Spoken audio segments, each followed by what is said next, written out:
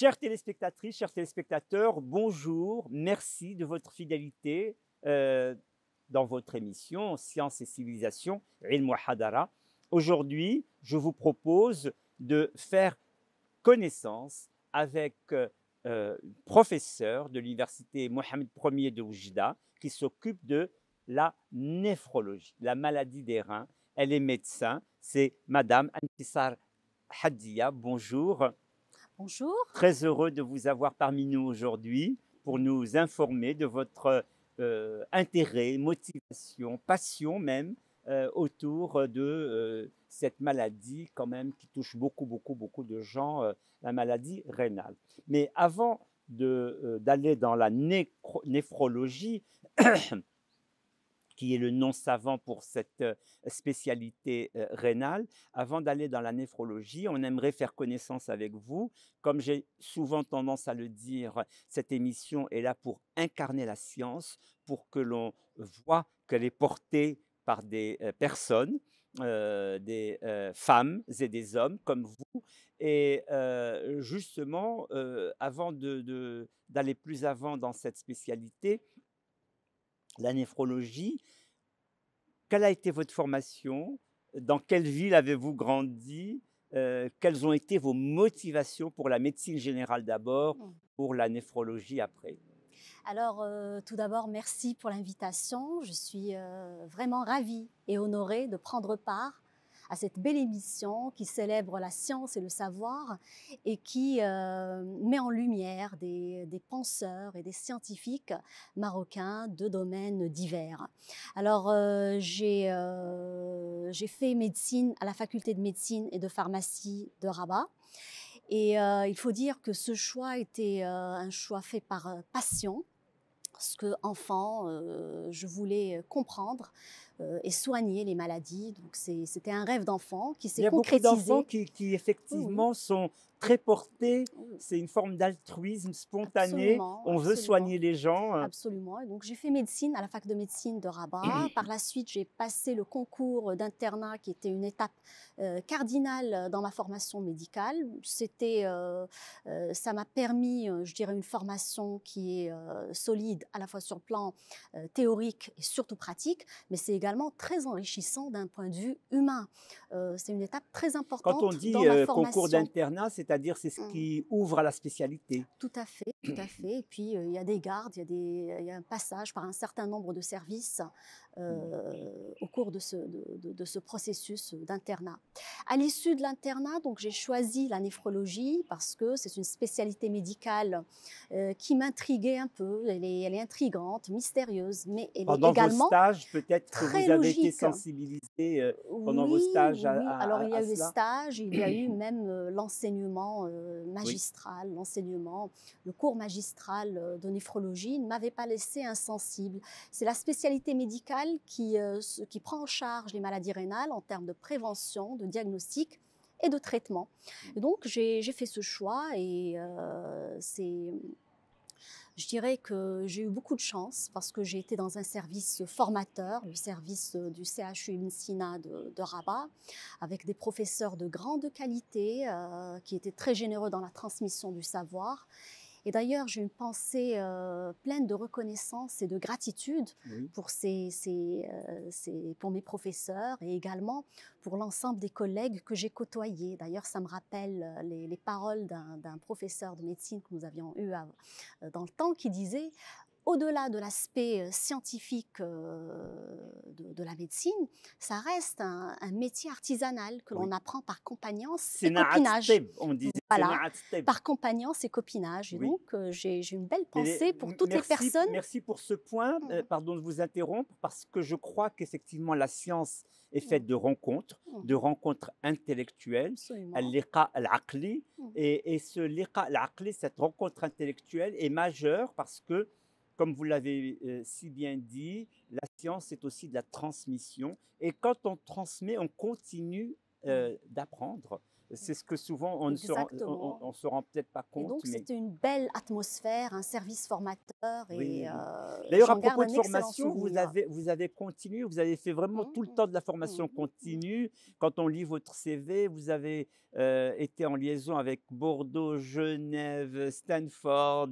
Alors, mmh. toutes ces villes à l'étranger, quel a été d'abord votre, comme ça, votre désir d'aller vers cette formation continue? Eh bien, parce qu'on ne finit jamais d'apprendre, c'est très important pour être à la page, pour être un médecin, voilà, qui peut offrir, des soins qui sont conformes aux données actuelles de la science et pour pouvoir enseigner. Mais, laissez-moi vous dire que cette qualité de formation dont je vous parlais tout à l'heure, j'ai pu la mesurer concrètement en allant vers des stages de perfectionnement à l'étranger. Par la suite, j'ai été dans des centres hospitaliers universitaires de renom, notamment en France, à Paris, puis à Toulouse. Et comme la plupart des lauréats marocains, je n'ai eu aucun problème à m'adapter à ces services-là et à intégrer ces équipes. Oui, Et oui, c'est oui. là où on voit la robustesse, on va dire, Mhm. et la qualité de la formation dont on a bénéficié chez nous. Bien sûr. Et puis on Et, continue à et apprendre par puis, comparaison. Vous voyez justement, ce qui est plutôt développé dans un mmh, cadre et plutôt développé dans un autre cadre. et puis, c'est une chance inouïe, je dirais, Oui, ces stages de perfectionnement. C'est dans le cadre de la coopération du oui, Maroc avec d'autres pays, oui. notamment dont la France, je dirais. Ça permet de s'ouvrir sur d'autres systèmes de santé, sur d'autres manières de pratiquer la médecine. Et Oui, c'est très, oui, très enrichissant. oui, Et puis de retour, eh bien, une fois spécialiste, j'ai intégré, ou plutôt entamé une carrière universitaire. J'ai oui, réussi le concours de professeur assistant en néphrologie à la faculté de médecine oui. d'Oujda, Université Mohamed Ier. D'accord. Donc, je suis partie de Rabat, Oujda, Oui, je m'y suis installée. c'est bien. Et maintenant, je suis professeure de l'enseignement supérieur, j'enseigne Oui, la oui. néphrologie et je contribue activement avec mon équipe dans des travaux de Alors, c'est le moment recherche. maintenant Mmh. d'entrer dans le vif Mmh. du Mmh sujet, mh. d'explorer cette spécialité qui est la vôtre. D'abord, l'intitulé de votre thèse autour de ces maladies rénales, ça a été quoi? Ou de votre certificat? Vous vous êtes intéressé à quoi précisément? Alors en fait, mes travaux de recherche et Oui, mes champs d'intérêt sont autour des maladies rénales. oui. Je dirais que plus récemment, je me suis intéressée à l'intelligence artificielle en santé parce que c'est Oui. à l'ordre du jour et Ah, qu'il ah, faut on en parlera absolument, peut-être on en tout à l'heure. parlera. On reste, mais je Et crois que puis, vous êtes beaucoup intéressé aux maladies rénales des enfants. plutôt la maladie rénale des enfants, c'est de la néphrologie pédiatrique. On Oui, collabore de temps en temps avec les avec les collègues pédiatres. pédiatres. Je suis plus sur les atteintes de l'adulte. Ah, de Et l'adulte, puis, d'accord. donc, dans la maladie rénale toujours, j'ai fait un doctorat de PhD sur la responsabilité sociale en santé Oui, avec comme exemple les maladies rénales, d'accord. notamment au niveau du continent africain. Alors, comme je disais, mes champs d'intérêt sont autour de la maladie rénale parce que c'est un véritable défi de la santé publique. Mhm. Vous savez, à la prévalence et l'incidence de ces maladies qui est en augmentation constante partout dans le monde et dans notre pays aussi. Pourquoi? Parce qu'il y a plusieurs raisons. Il y a le vieillissement de la Il y a le population, diabète. il y a le diabète, bien entendu, là j'y viens, il y a l'espérance de vie qui augmente et puis les modifications du mode de vie, c'est-à-dire la sédentarité, Oui, les aliments riches en sucre, en sel. oui, Et puis, par voie de conséquence, il y a ces pandémies de diabète et d'hypertension artérielle, voilà. et qui sont bien sûr liées directement aux maladies cardiovasculaires, et notamment rénales. Vous savez, le rein, c'est un ensemble de vaisseaux sur l'appareil cardiovasculaire. Et ce qui altère ou ce qui porte préjudice à l'appareil cardiovasculaire va être bien sûr délétère pour les reins. Alors, peut-être on va rester sur Mmh, ce rapport au diabète parce que mmh, c'est vous avez prononcé le mot de pandémie, le mmh, continent mmh, africain est maintenant connu comme un continent où il y a véritablement un diagnostic mmh, tardif mmh, mmh, du diabète, une difficulté de prise en charge par le patient du diabète parce que ça suppose véritablement beaucoup de prévention et c'est une maladie chronique, donc un réel suivi et une responsabilité, pour reprendre votre expression, mmh. également du patient dans son parcours de santé. Qu'est-ce qui fait qu'il est diagnostiqué tard jusqu'à engendrer des problèmes rénaux? Alors, je dirais que c'est en rapport avec le niveau de vie des populations d'une part. C'est également avec leur degré, je dirais, de sensibilisation par rapport à la pathologie.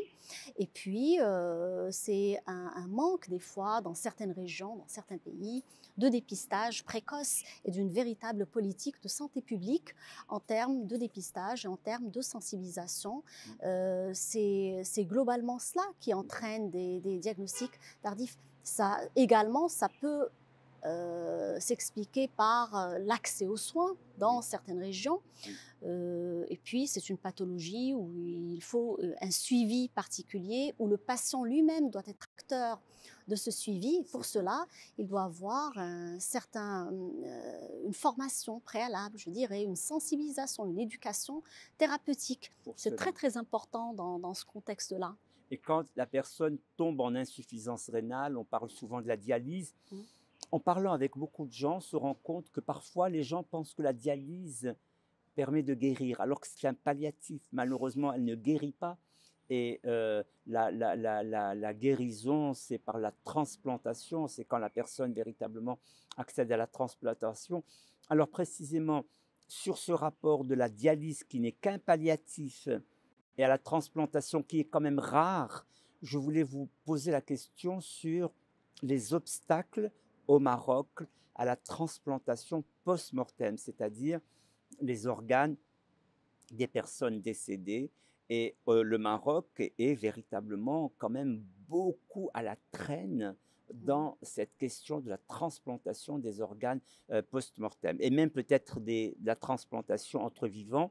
J'aimerais que vous nous indiquiez les problèmes que vous rencontrez sur les Mhm. transplantations entre vivants, les dons des vivants à d'autres vivants, et puis cette stagnation, ces obstacles à la transplantation rénale post-mortem. Alors vous savez, vous l'avez bien dit, la dialyse fait partie des traitements, fait partie de l'arsenal thérapeutique que l'on va proposer à une personne qui est en insuffisance rénale chronique terminale. C'est vrai qu'elle sauve des vies, mais le traitement idéal reste la transplantation rénale. En termes de transplantation d'organes en général et rénale en particulier, le problème, non seulement au Maroc, mais à travers le monde, c'est la pénurie d'organes. Oui, D'accord. Donc l'offre est en deçà de la demande. tout à fait. De la demande. Et au Maroc, pour ce qui est de l'état des lieux, c'est vrai qu'on a un certain nombre de défis. Pour l'état des lieux, il y a un cadre légal, ce qui Oui, est une bonne chose. oui, Il y a des institutions accréditées. oui, Il y a des ressources humaines qui sont formées, qui sont entraînées et voilà, l'expertise est là en termes de transplantation. Mais pour transplanter, il faut des organes, il faut un don. Et le don est tributaire de la qualité d'information oui. et de la volonté des personnes à donner. Voilà, le don, il est gratuit, il est Et alors, justement, volontaire. la différence entre Et le le problème, don entre vivants et le hum, don post-mortem. voilà, il y a le don à partir du vivant et le don à partir de la personne en état de mort encéphalique ou personne décédée. Oui, Et globalement, là où ça bloque, c'est que beaucoup de personnes dans notre pays comme dans d'autres régions du monde ne connaissent pas. Il oui. y a de l'incompréhension, il y a de la méconnaissance, de l'ignorance par rapport à cela. D'accord. D'ailleurs, et puis, bien sûr, il y a également un certain nombre de tabous culturels Voilà. par rapport à la transplantation, notamment à partir Post-mortem. d'une personne décédée. Il y a un Nous, travail on a d'information à faire, absolument, absolument. Nous, il majeur. y a quelques années, Oui, dans l'Oriental, on a mené une étude oui, qui a inclus 600 étudiants de notre université. À la fois, c'est des étudiants de droit, des oui, étudiants d'études islamiques et des étudiants de médecine. oui. Donc, ce sont tous des personnes qui vont être amenées à être impliquées dans ces questions de transplantation et de don d'organes. Et les résultats étaient très édifiants, c'est-à-dire on a trouvé que beaucoup de ces jeunes qui vont peut-être être amenés à statuer sur ces notions-là Oui. ne connaissaient pas bien la question. Ah oui, D'accord. Donc ce n'est pas je vois. C'est beaucoup plus, comme vous avez dit, il faut une sensibilisation, il faut une éducation, il faut une communication. D'ailleurs, ce qu'on est en train de faire là Oui, fait partie oui. de cette communication. D'accord. Donc il y a Parce que ça. les gens pensent, par exemple, pour le don post-mortem, qu'il y a des interdits religieux, Mhm, etc. Il mhm, faut précisément au contraire leur dire que dans le texte sacré, dans le Coran, il est dit que qui sauve une vie sauve mhm, l'humanité entière. Donc on a tout un bagage religieux, culturel mhm. pour pouvoir aider les gens à être mieux disposés à sauver d'autres personnes, à faire ce lien générationnel, on a malheureusement aussi, bon, vous avez parlé de la pénurie d'organes, mais on a malheureusement, comme vous le savez, beaucoup Mhm, d'accidents de la circulation. mhm. Donc les gens qui décèdent, et ils peuvent après leur famille, accompagner les familles pour qu'il y ait la possibilité de don. C'est tout ce travail-là qui, je ne sais pas, je vous pose la question, est-ce que c'est tout ce travail d'information qu'il faut arriver à faire? Parce que comme vous dites si bien, Justement. les gens, par méconnaissance, Absolument, passent à côté. absolument, absolument. Il y a des vies à Donc, sauver, il y a tellement de choses, mais il faudrait communiquer cela à la population générale. c'est cela. Et c'est un projet de société. Le don et la transplantation, c'est un projet de société. Il nous incombe à nous tous de partager l'information à l'échelle des soignants, à l'échelle des médias, les prêches du dimanche, les autorités Oui, religieuses, tout à fait. et, les programmes scolaires. Il faudrait que les gens sachent que ça existe, Oui. que c'est effectué dans notre pays, Que ça sauve des que vies, ça sauve des vies, que c'est que c'est important. véritablement la thérapeutique, Voilà. parce que la dialyse n'en est pas une, et tout cela est important. Au niveau des plateaux techniques, on a ce qu'il faut au Maroc pour la Les transplantation. institutions qui sont accréditées ont le plateau technique nécessaire et comme j'ai dit, et les ressources humaines Voilà, qui sont bien ce formées à n'est pas cela. cela le Non, ce problème. n'est pas Le ça. problème, c'est la C'est le réceptivité, don. le don. Oui. Ça se situe au niveau du don et au niveau du choix des individus, de leur Oui. volonté de donner. Et entre vivants, maintenant qu'on a un peu parlé de la Mhm, question mhm. post-mortem, après la mort, mais entre vivants, il y a on dit souvent que les femmes donnent plus que les hommes. Vous confirmez? Oui, il y a eu des études qui l'ont montré. Il y a eu un certain nombre de données prouvées scientifiquement qui ont montré ce constat. C'est une question qui est très délicate, mais Oui, ça nous ouvre sur des interrogations encore plus grandes. oui, Déjà, dans notre contexte, 90, plus de 90% des greffes sont effectuées à partir du donneur vivant. oui, Ça, c'est notre programme. Et c'est vrai que les femmes vont être plus donneuses, c'est plus les mamans qui vont donner. Généralement, bien sûr, on peut avoir les sœurs, les frères, les conjoints, c'est possible, mais globalement, c'est des femmes les femmes qui qui donnent donnent. plus. Et lorsqu'on dit qu'il y a une discrimination, et ce que les études ont Oui, montré, c'est que en général, dans les pays à ressources limitées, chez les populations désavantagées, cette discrimination, elle cache des discriminations encore plus grandes. oui, Ça pose la question de l'accès des femmes aux soins de oui, santé, leur accès aux structures de soins lorsqu'elles en ont besoin. Des fois, les femmes, dans plusieurs régions du monde, elles ne vont pas aller chercher les soins ou chercher une surveillance, un suivi de grossesse par exemple, parce qu'elles n'en voient pas ou n'en connaissent pas l'utilité. oui.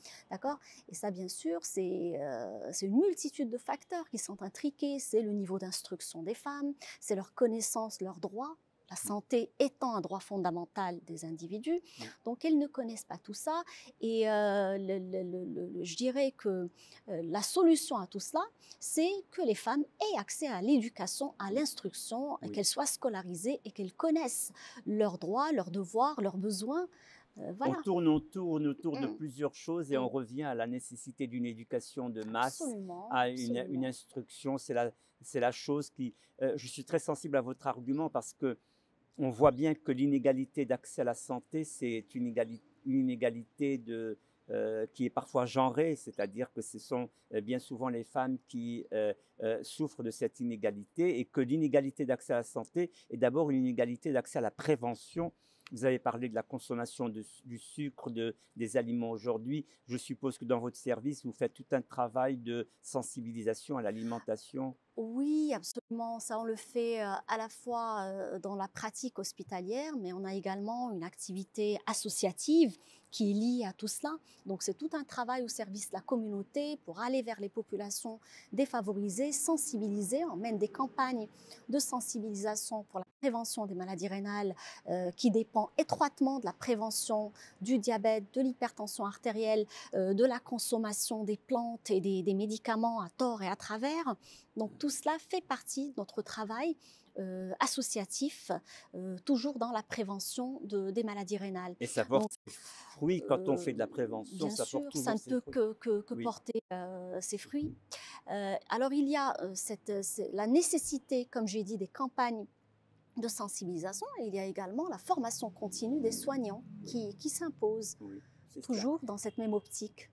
D'ailleurs, on en vient à ce que vous avez évoqué tout à l'heure au début de cette émission, la Mm, responsabilité sociale en mm, santé. mm. C'est une spécificité que vous avez développée à côté de la néphrologie. Ça veut dire quoi, la responsabilité sociale en Alors santé? voilà, la responsabilité sociale en santé, c'est une dimension qui est indissociable de la pratique médicale. Bien sûr, c'est-à-dire Responsabilité du soignant, responsabilité du euh, patient? c'est la responsabilité, je dirais, du système de santé, la D'accord, responsabilité des hôpitaux, des structures de soins, parce que voilà, ces structures vont être amenées à apporter des soins de santé qui sont holistiques, qui tiennent en compte des déterminants sociaux de l'individu. Et puis, cette notion de responsabilité sociale est très large. Dans le travail que j'avais mené il y a quelques années, je me suis limitée à l'obligation professionnelle, c'est-à-dire la responsabilité sociale des hôpitaux en termes d'obligations professionnelles. la C'est-à-dire, déontologie, est-ce que les soins qu'ils vont prodiguer sont de qualité? Est-ce qu'ils sont pertinents? Est-ce qu'ils sont équitables? Est-ce qu'ils sont éthiques? Et là, ce sont des dimensions qui ouvrent sur une multitude d'autres dimensions. C'est vraiment très important. Et je l'ai étudié du point de vue des soignants, oui, des praticiens, et du point de vue des patients. c'est cela. Parce Voilà. qu'eux aussi sont engagés dans un parcours Voilà. de soins. Alors, j'ai choisi d'étudier ça pour mieux cerner un peu nos systèmes de santé, comprendre les tenants et les aboutissants de ces systèmes. Et puis, j'ai choisi d'étudier cette responsabilité sociale à partir en se basant sur la prise en charge des maladies rénales, parce que c'est un bon reflet Oui, des systèmes de santé. Ce sont des pathologies coûteuses, le parcours des soins n'est pas aisé, n'est pas simple. c'est un verre grossissant des Voilà, problèmes. voilà. Mm. Et puis, ça nécessite du personnel qui est soignant, qui est entraîné, une logistique, c'est des moyens.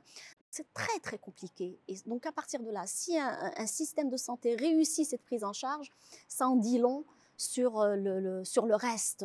Je Enfin, vois. ça aide, approximativement, ça aide à avoir une idée sur les différents systèmes. Et puis, j'ai choisi de le faire. Au début, l'idée, c'était de travailler sur notre pays. Et puis, petit à petit, j'ai élargi un petit peu. Et là, on s'est retrouvé avec 10 pays sur Ah, 5 régions d'Afrique. magnifique.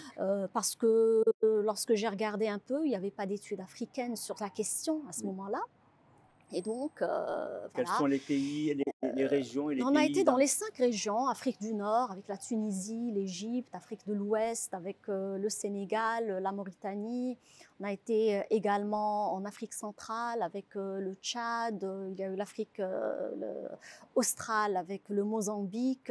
Mm. Il y a eu le Gabon, Cameroun, Burundi. Donc ça fait une dizaine de pays. Et d'ailleurs, je remercie tous mes collègues néphrologues à travers le continent qui ont ouvert les portes de leurs services et donné accès à leurs patients qui étaient ravis de Oui, collaborer. Ils disaient, mais collaborer sur un travail comme ça, bien sûr. cette collaboration sud-sud, Oui. voilà, ça nous permet de discuter, de parler et de mettre le doigt sur nos problèmes au quotidien. Oui, Et c'était, comme j'ai dit, c'était une mine d'informations. oui, oui, oui. C'est-à-dire cette étude m'a permis énormément de choses. D'ailleurs, elle a fait l'objet d'un livre qui s'intitule La responsabilité sociale en santé, quelle application en Afrique. avec D'accord. l'exemple de la prise en charge des maladies rénales dans Des notre maladies continent. rénales, oui, oui, oui. Ça a été publié par Peter Lang en 2023 et la version anglaise vient de sortir chez le même éditeur. Oui, oui, c'est ça. Chez le même éditeur aussi. Et Parce que vous donc avez là, une collecte de données ah précieuses oui, mais qui étaient en dehors des radars. mais ce qui en ressort est vraiment, c'est-à-dire, Oui, voilà, pour que à la fois les praticiens et les patients ne sont pas tout à fait satisfaits oui, et ne trouvent pas que les structures de soins au niveau du continent sont. C'est vrai qu'il y a des disparités entre les pays, entre les régions, mais globalement, ils ne trouvent pas qu'elles sont vraiment socialement responsables en termes de qualité, de pertinence, d'équité et d'éthique. Et ce qu'ils pointent du doigt lorsqu'on parle aux soignants, c'est plutôt, ils se plaignent des effectifs réduits oui, qui sont essentiellement dus au brain drain, la oui, fuite des cerveaux. oui.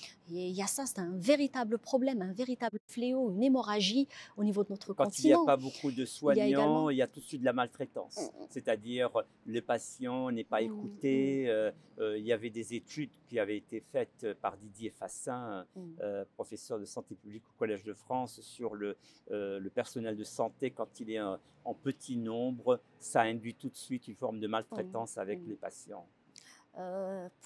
Pour les patients, ils se plaignent également de tout ce qui est coût des soins, les Oui. distances à parcourir, La non prise en charge. l'accès aux soins, les difficultés à avoir des rendez-vous, etc. Donc Oui. c'était très, Mais très, c'était très important comme intéressant. enquête. Bravo pour ce Et travail. Et je sais que, on mm, arrive presque à mm, la fin de mm. l'émission, je sais que vous vous êtes aussi intéressé à l'IA en Ah santé, oui. une question qui effectivement Mm, aujourd'hui est fortement débattue. mm, mm. C'était une formation à distance Ah avec oui. Ford, c'est ça? Absolument. Vous savez, actuellement, l'IA en santé est incontournable. Alors, l'IA dans les différents secteurs, elle devient incontournable, et notamment dans les soins de santé. Oui. Et pour Y cela, compris dans votre domaine, y parce qu'on compris, y cite souvent compris. l'IA en santé pour les questions de Mm, radiologie, mhm. mais pour les maladies rénales, Mais ça se partout, traduit c'est. comment? Alors, je dirais que déjà, je me suis formée à cela. J'ai fait une formation, une spécialisation avec l'université de Stanford, et j'aimerais bien dire qu'on vit à une époque où il y a des universités prestigieuses qui permettent ce type de formation, qui sont de qualité et qui apportent beaucoup de choses. Ça, j'encourage les jeunes et les moins jeunes à prendre part à ces différentes formations. Et puis celle que j'ai suivie avec l'université de Stanford était particulièrement intéressante. Donc, pour revenir à votre Ce n'est question, pas un obstacle d'être à distance, ah c'est non, ça ce que vous absolument, dites. non, clairement, clairement. Et puis, non seulement j'ai appris en termes d'IA en santé, mais Oui, également des méthodes d'apprentissage et oui, d'enseignement et d'évaluation. c'est cela. Ce sont de nouvelles méthodes. J'ai bénéficié d'un certain nombre je dirais, de méthodes en termes d'évaluation, ne serait-ce que l'évaluation par les pairs. Oui. Franchement, c'était rafraîchissant et très stimulant aussi. Alors, Mm, la formation continue, mais mm. aussi quelque chose qui vous est très cher et spécifique aussi, c'est que vous êtes une romancière aussi. Oui, Vous êtes très absolument, engagée en littérature absolument. et vous reprenez cette grande tradition des médecins humanistes. Il y avait le médecin Sigil Nassi, le pédiatre, Mm, qui avait beaucoup écrit. Il y a actuellement la pédiatre aussi, Fatiha Morshid, qui écrit des poèmes qui sont mm, lus dans le mm, monde mm, entier. Et puis mm, vous qui, mm. alors, parlez-nous un peu de cette passion qui, selon vous, est aussi très connecté à votre pratique médicale. Ah, Comment? Ce sera clairement, presque le mot de la clairement, fin, on arrive à la fin de clairement. l'émission. Vous savez, moi je le dis toujours, on me pose toujours cette question et je réponds invariablement que ces double identité, que ces deux facettes de ma personne se complètent et s'enrichissent mutuellement. Vous savez, ma pratique médicale, c'est un ancrage dans le réel. Et puis, avec la pratique, avec l'écriture, c'est autre chose. C'est un exercice de liberté, c'est un espace de liberté, mais j'y traite des questions sociétales, des questions éthiques. J'ai même des ouvrages qui sont en lien avec ma spécialité. Par exemple, Si Dieu nous prête vie, oui. qui est un plaidoyer pour le don d'organes. C'est un plaidoyer subtil quand même pour le don d'organes. Je traite également de la condition féminine dans mes romans. Et bien sûr, ça se complète, ça converge. Voilà. Et c'est tellement... On comprend bien ce que vous avez développé tout à l'heure sur la responsabilité sociale en santé par cet engagement littéraire qui est le vôtre. Voilà, voilà. Et ça me confère un équilibre à la fois sur le plan personnel et professionnel aussi. Magnifique, on va s'arrêter sur cette magnifique synthèse. Merci beaucoup de votre passage dans l'émission. Merci, chères téléspectatrices et téléspectateurs, de votre écoute et je vous dis à une prochaine fois. Merci beaucoup.